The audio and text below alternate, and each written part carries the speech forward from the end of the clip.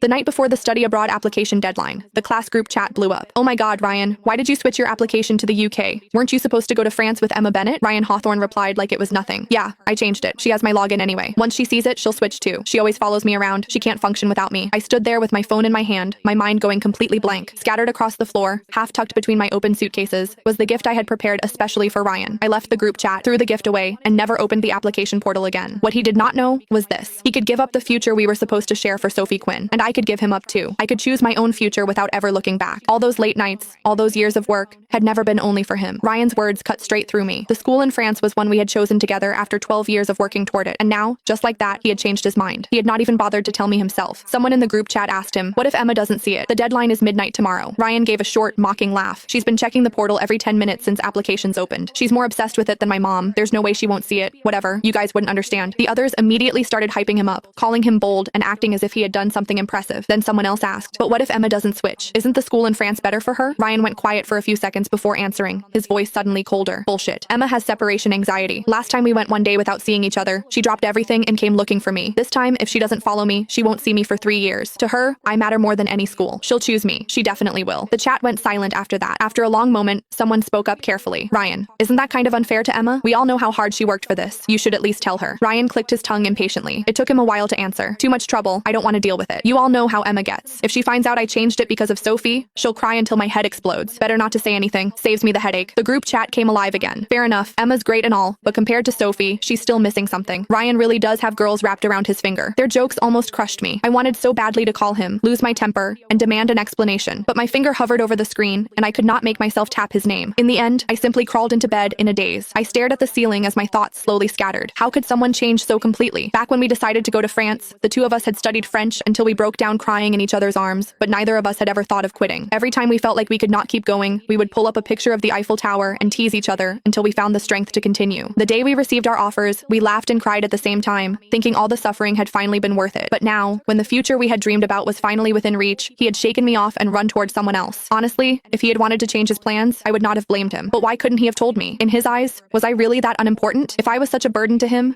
then what was the promise he had made when he proposed to me so carefully that night? Had the hour been too late, the lights too dim, for him to know who was standing in front of him? I wrapped my arms tightly around myself, hid in the dark, and sobbed without holding back. The truth was, I could live without him. I did not have separation anxiety at all. Ever since we were children, whenever he and I chose different schools or different classes, he would become moody for no clear reason. He only calmed down after seeing me, so I had kept walking steadily along my own path while bringing him with me. Ryan was right about one thing. I had always included him in the future I imagined for myself. When it did not harm my own prospects, I was willing to pay the price for loving him. But that